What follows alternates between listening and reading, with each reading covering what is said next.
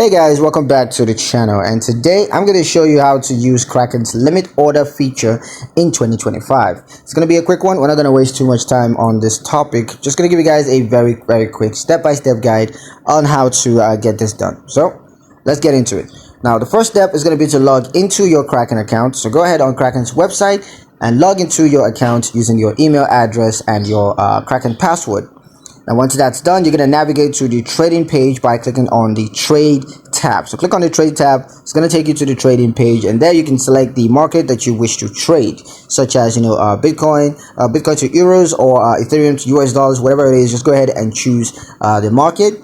And then once you've chosen the market, you're going to enter the amount of cryptocurrency that you wish to buy or sell.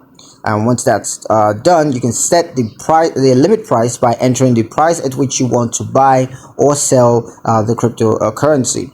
Once that's done, you can select the limit order option by clicking on the limit button, and then confirm the order by clicking on buy or sell button, and just wait for the order to be executed by Kraken.